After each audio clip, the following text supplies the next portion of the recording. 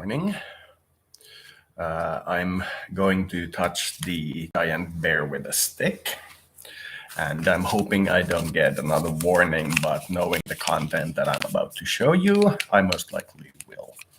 But I am showing it to comment on it, not to necessarily agree with it, so I hope that mitigates me getting a warning. One of my friends in the alternative healthcare industry sent me the following link I'm about to show you, and I will show with commentary. I will occasionally pause and comment on things. These eyes.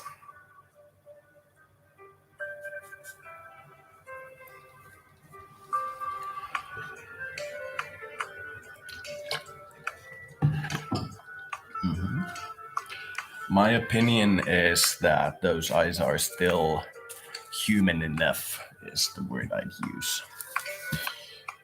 I believe if this is supposed to be the baby generated by the vaccination and the human immune system's defense of hunting down the attacker and making it into a child, that is how we combat.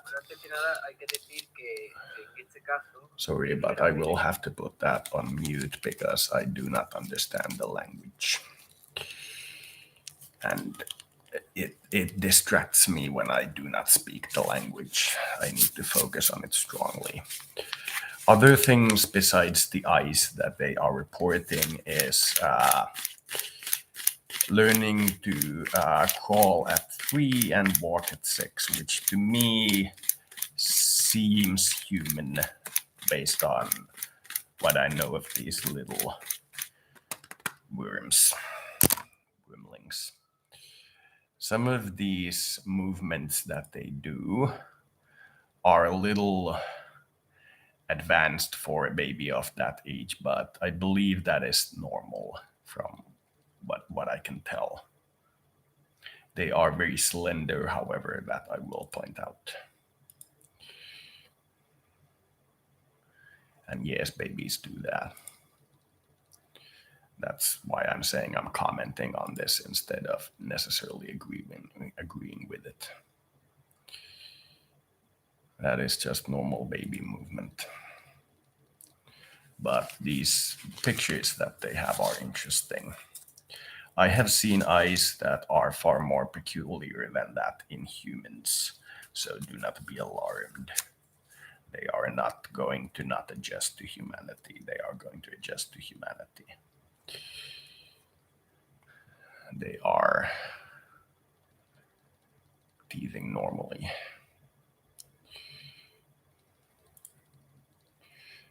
I believe this is more a symptom of not being,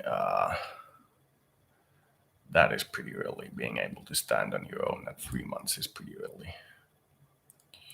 But if they were standing up at 2 months old, I would be, 2 weeks old, I would be saying something. This is the level of discussion in the alternative community regarding the vaccine. I believe they are keeping eyes on the right particular detail, how it affects the new births. That is what you should be looking at when you are looking at a pandemic. And they are noticing the right things. These are clearly hybrids, but well within human range. And they, based on scanning them and trying to understand what they are talking about internally with their guidance, they are still pretty determined to be human. They don't seem to be corresponding to the thing. They don't seem to be hostile. They seem to be desirous of being human instead of something else, which they strongly also identify as. So that is about it. That is the level of discussion in the New Age community. Right target but lack of awareness. The thought of looking at how any kind of stressor into the herd affects the young ones first, especially the newborns. That is what you should be looking at when you are looking at pandemic data.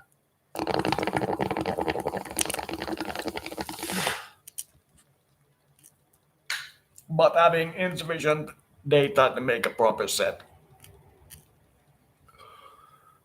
you can tell that a lot of these people have never hung around babies. They don't notice. They may have had 2 family births and consider that hanging around with babies. Now, in Finland, in my case, there is a very good public transportation system in the city. So everybody walks to a bus stop, and there are cars, but most people take the transport in the city because driving is difficult along these old narrow roads, because this is a medieval type city. So we see a lot of people with carriages, a lot of people. And I have seen nothing of this sort. The newborns have been very cute and aware. They have been as normal. They are very lively. It is a joy. And I have noticed nothing of this sort of data, so we must assume that the hybridization rate is along the lines of at most 1 in 1,000. So we're talking about 1,000 of the whole, or 1/10 of 1% of total population hybridizing to this disease. The organism which we poke is the wrong word, bumped is the right word. Poke, because we are bacteria in this sense, indicates going inside. That we didn't do. We bumped, as in the 2 edges of our fields were found to be overlapping at places we didn't want to. So we started to withdraw towards a neutral medium and then distance ourselves from it so that the barrier would be as thin as possible. So we started to do that for a while. And after that, the hybridization rate appears to be 1 in 1,000. So we got contact with what you would call either the gray civilization, the floater civilization, or non-religious, but not necessarily atheism, just non-religious angels. Demon denotes a religious ideology. Angel denotes a religious ideology.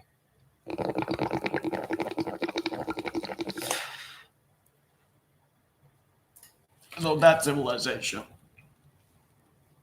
And that's the bump barrier. Now, as in almost all of these cases, the worst reaction is almost always the immune system doing stuff to the body itself. That is almost always the worst reaction. That's why I support liberalism. Slowly disentangling ourselves from the immune system. Technically, without the immune system, any organic mass would last forever. Therefore, immortality. Slowly distancing ourselves from the immune system. Taking the necessary steps where you can do the things that the immune system does manually. And once you do them manually, you can soften them, because the immune system is the harshest killer you can find. It is, by default, the harshest killer you can find. You may not want to smooth all the decisions, but some decisions you may want to smoothen out. And that might be a good choice.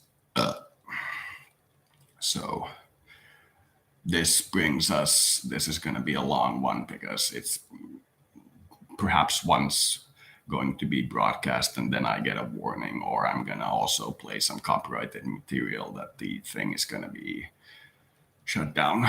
But in the Masters series, which is now called Power and Revolutions, I think, but I still call it Masters. In that series, we are seeing some interesting things. I was going to say something about the security system. Can't recall what it was.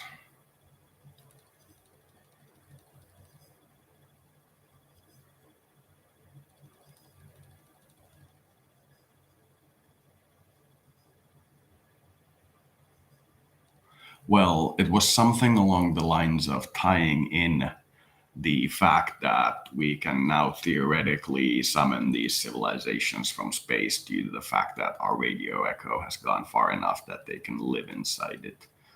They can refer to earlier and later periods of our echo and therefore incarnate into it. We can summon those incarnates into our set if we want to, doing this process. So it was tying that to the Madagascar model and how its security system works. And from that to the latest gameplay that I did, where I did the election, which if you check YouTube for Madagascar on this date, you'll notice that there's an election going on. And in Africa in general, I did the show act of what happens if you order your presidential guard to attack demonstrators in this kind of scenario. And the only thing that can happen, which is why I'm not surprised, is that there will be a military coup. The military will almost immediately get rid of the prime minister if you order the military specifically to attack demonstrators. And I have been telling the alternative health community as well as several other communities this particular fact for like 15 years, and they still don't believe me. They literally want to see it happen in a Western nation. They won't believe it until it becomes the norm. What happens when somebody actually orders the military to attack demonstrators? In the US, this happened in the 60s, which may be too long ago. It is the same as the Queen of England suddenly turning the country from a democracy into an absolute monarchy. It is the same kind of change. The people would immediately go, goodbye, good night. It is for those very specific moments when there is a clear and evident foreign threat the military's use. Otherwise, the military's primary job is to police you as the prime minister. Their job is to make sure that your orders are selectively carried out or not carried out, depending on the severity of the order, like budget-wise.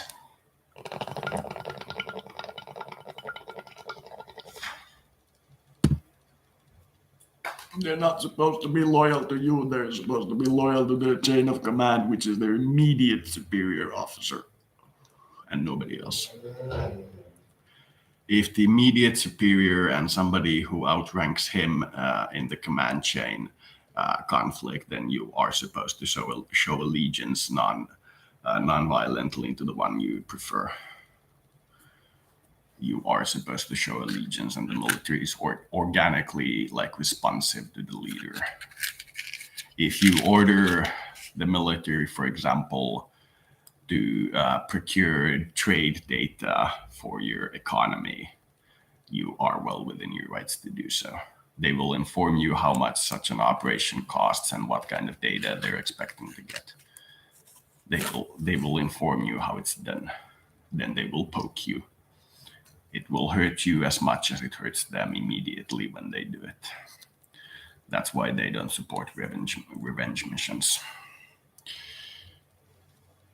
If something happens, it is immediately at balance with the universe due to the existence of a military. It automatically balances certain things. No signal is allowed to grow too large without the military making it reality. That is why the immune system is your primary concern. It doesn't allow you to dream, aka make reality preferable to you. Dream. I believe if we are very loving of ourselves, we will incarnate in the same body and mind until we have exhausted our imagination in that flesh, and then simply prefer to reincarnate into another body. That is what I believe. In response to the question of heaven, if we are loving of the reality we are given, that is the most neutral, polite way I can put it. Then when we die, we will be made new in the same way that we were before. Because the universe tends to follow desire, in my opinion. What we desire tends to be the outcome. If you desire to be a doctor, you have the methods to study and become a doctor. And that trend, to me, becomes more powerful as you age, in that the ability to make reality more your reality and change it more sudden becomes better when you age. And in my opinion, there is such a thing as clinical immortality in a physical body that does not correspond to actual immortality, as in cursed to be always unchanging and the same. It is when the following change happens. For every year of your life expectancy increases more than a year. In such a society specifically, you will be clinically immortal. Specifically. For every year of your life spent living there, you can expect one more year and then some to your life.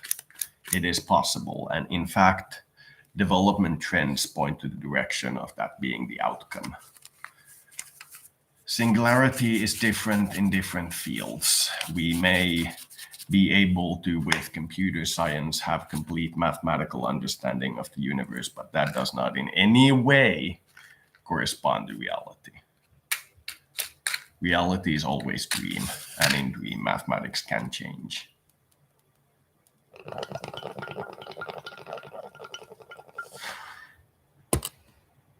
In our reality, confusion extends farther than knowledge. Therefore, no matter how good you get in a field, you will always encounter a new field that is greater. Therefore, mathematics is, in the final sense, a lie. The only thing real about this reality is what attitude do you take to being placed in such a place. You know for certain that you will never know. No matter what you do, you will never know. There is no knowing in this universe in any way, shape, or form. And the only thing I can say about knowledge is that there seems to be trends. Some kinds of trends do seem to exist.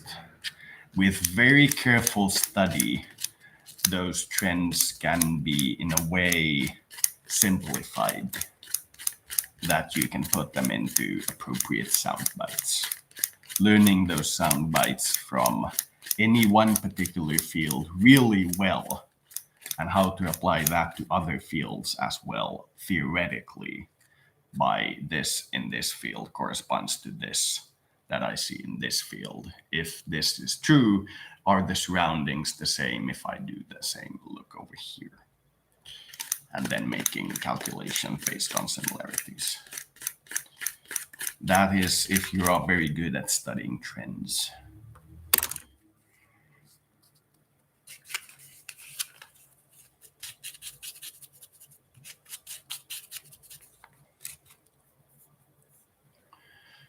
So,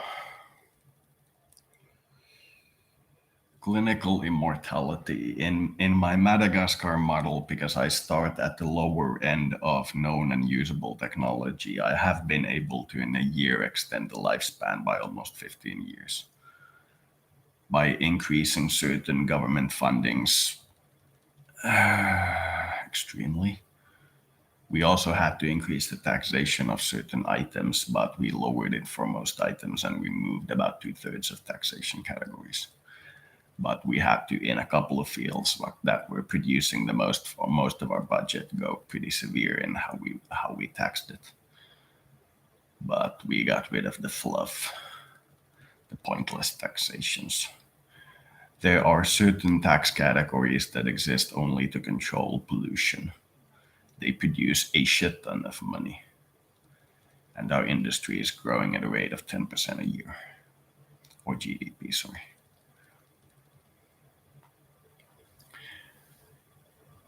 Though, as predicted, when the people have money, they buy food, and if you don't have domestic production of food, and you don't have the import capacity, what you have is a famine. As predicted, this has happened in previous models. Therefore, we have had to adjust our policy by the following. At the start of this reform, preferably pay your agriculture education sector fully, even if you cannot afford other sectors at any rate. Focus on that. You're gonna see a famine.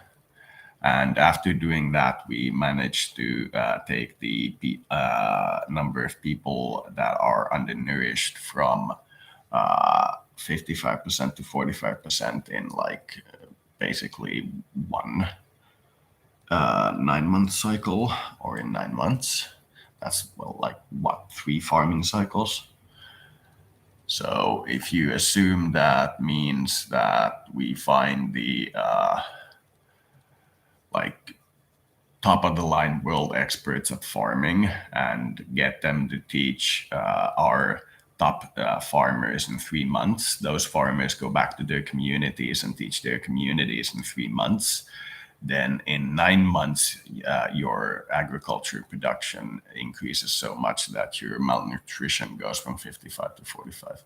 Slowing down now because even though agriculture sector education is fully funded, the fact that other sectors are lagging is causing the agricultural growth rate to lag, as well as the fact that we have a pretty high tax for deforestation because we need to start the reforestation campaign.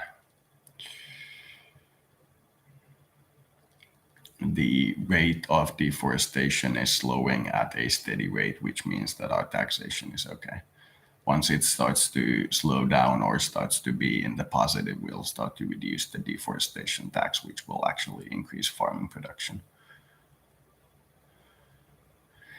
Due to the fact that we can't afford fertilizers in large scale, we're going straight to organic farming. So it'll be, better for us. Organic is more expensive in the market, but if we produce it domestically, we are, on the other hand, making more money. So that's good for us.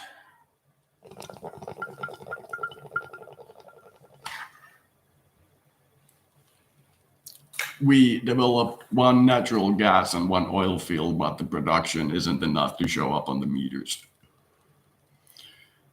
Literally.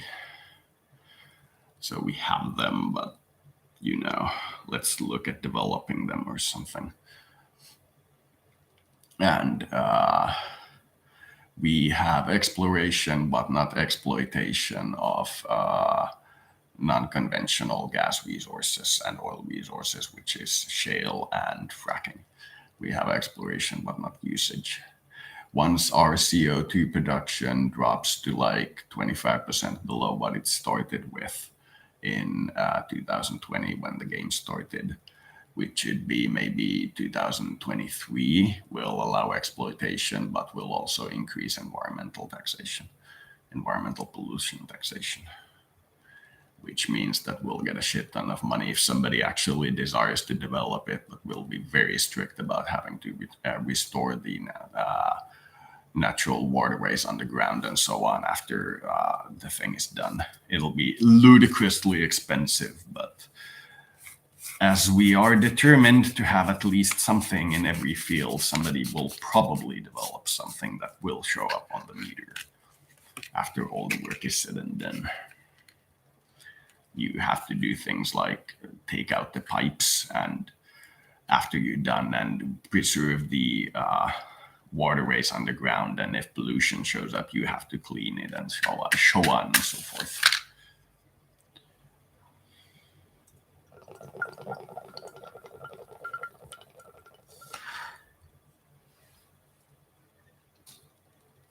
Or pollution tax is as high as the game allows. It only allows up to 5%. In my last run, I was up to 125 because I was saying that if you pollute, you have to pay more than you make with the pollutant. You can do it, but it has to be so critical to you that it is like vital to your functions to use that one particular pollutant. Then we'll allow it for the very specific profit plus 25% of what that particular thing ends up being. We were making a bundle. Like if you make uncertain agricultural production year to year in your current method, but you can take a loan at 3% interest to turn your entire farm into organic that makes 15% more, but makes it steadily, or using chemicals that makes 50% more, but makes it absolutely steadily with no work, and you can make a very large plot. You have to pay the 50% more, which would, if you make $1, you would have to pay normally $1, and with the thing you make $1 50% with the non-organic farming method. You would have to pay off that 50% that you make, which is industrial pollution, 125%. So what you would be making is 75, but you would be having a field that you can basically do it over once a year and it just perpetually grows and everybody else around you gets polluted by it, but they have to adapt to it, That's the policy. So if you choose to go from a small farmer that has a couple of cows to somebody who imports on a loan money a shit ton of fertilizers and just stores them and fertilizes the field like once a month and makes like 10 square kilometers instead of like 300 square meters of farming for himself, and can do that with a government subsidized loan because it's for agriculture, and can then make from the total field, instead of 10,000, something along the lines of 150,000. And of that 150,000, he'll probably end up spending on taxes maybe 30,000. And he'll make on a government bond, basically, in 1 year, from 10,000 to 150,000 before taxes, or 130,000 before taxes, to maybe 105,000 after taxes, and that's the only tax he'll have to end up paying, and that's on a government bond. And that's basically because our interests are higher than our inflation, meaning that if you just store money in a bank, you get more money than at the rest of the year. So the guys that can actually loan out money are very interested in loaning it out at a rate that is inflation plus interest rate, which is basically 2%, plus what they think they can reasonably ask from somebody who is known to be able to do that. So like a farmer upgrading to a better farm after consistently producing as a farmer for families. And against the interest rate, he's gonna get maybe a 4% interest rate loan, and he can just, instead of putting up collateral, use it as a government subsidized housing, because government subsidized housing gets interest covered bank loans. So you can see why in the previous model we could do 125% industrial pollution, get a shit ton of money from it, and at the same time get an insane GDP. So that's why it worked on that. That was the idea.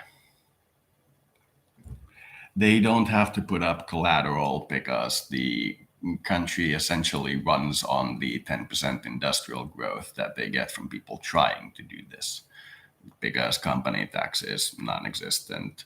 No, the social payments for employees and employers and employees are maybe 4%. It was at the start something like 25%. Income tax for low bracket is 1%, but value added tax is 50%. You know, and that's how it worked.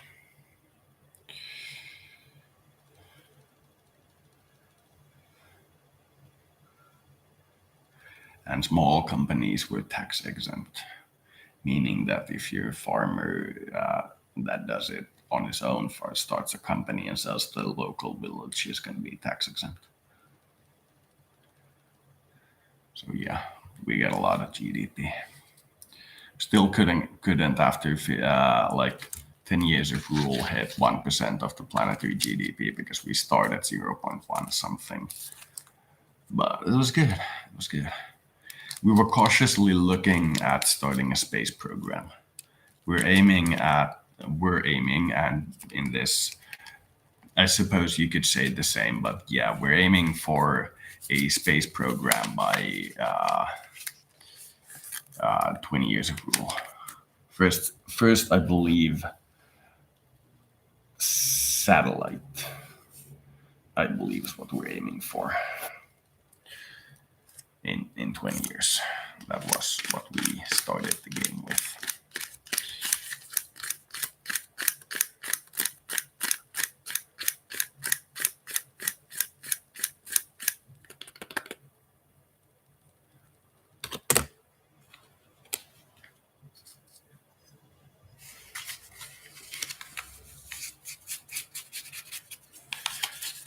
I think the first domestically launched satellite in 20 years in this new simulation could be the goal.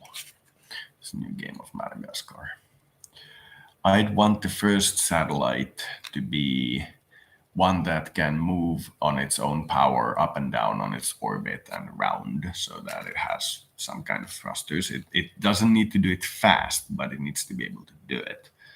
And some kind of mechanism to attach itself to unused satellites and either orbit or deorbit them. Then after it's in orbit, we put out some kind of economic call to somebody who knows these things. We'll find somebody and tell them that we can find their old satellites and either bring them down to ground for them, or get them to a very high or even lunar orbit if they pay us. Meaning that if they wanted to stay in space and out of people's way, we can do that.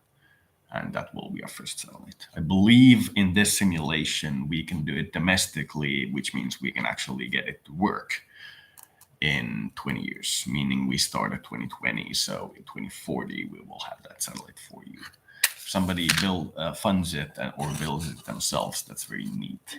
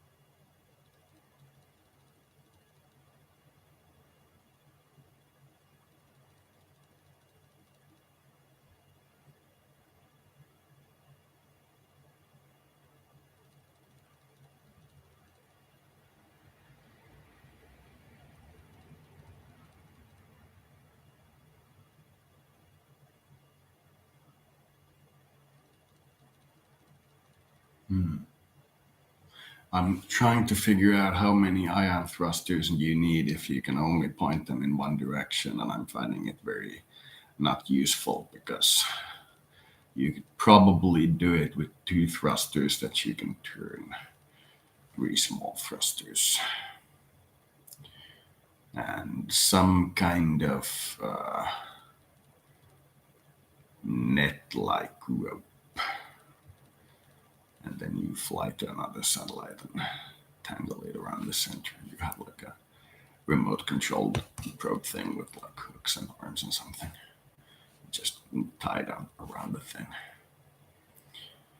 Then you take it to like lunar orbit and back.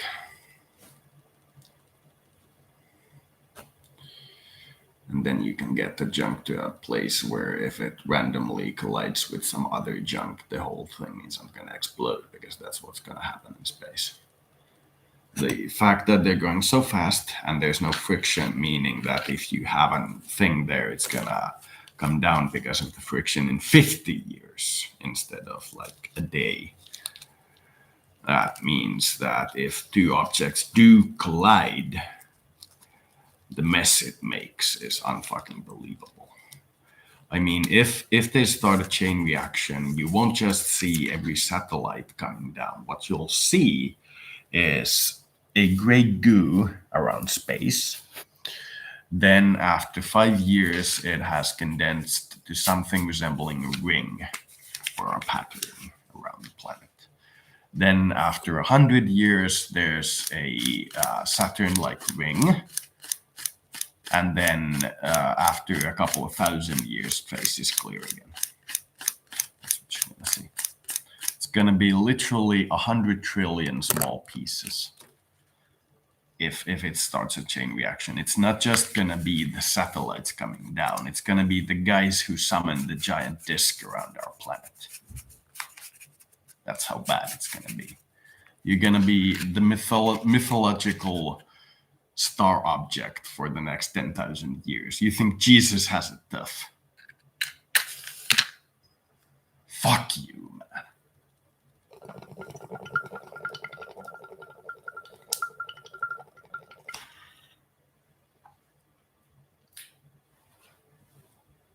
So that's my plan.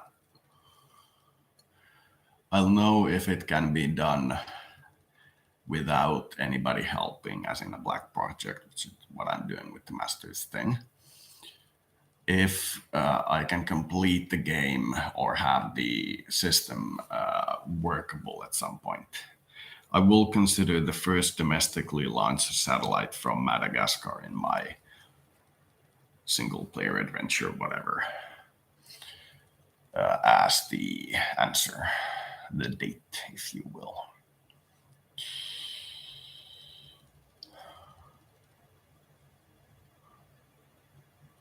So when that is done, we will have our domestic space satellite thing, which can haul debris away.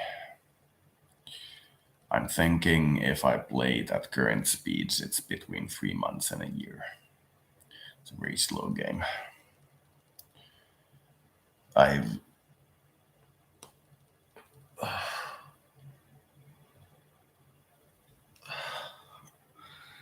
I've done some other games in the meantime, but I think the Madagascar game could stand to be prioritized. I have a feeling we should develop a solution to the space debris problem as soon as possible. I have that feeling.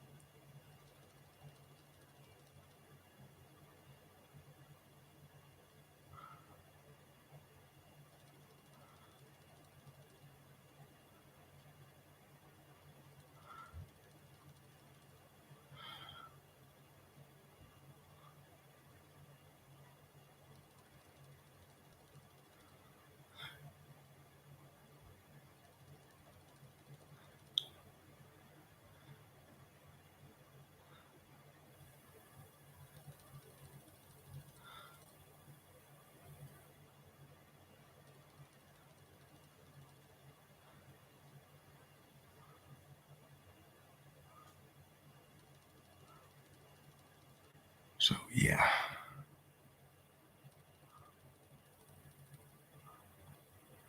Hybrid babies. 1 in 1,000.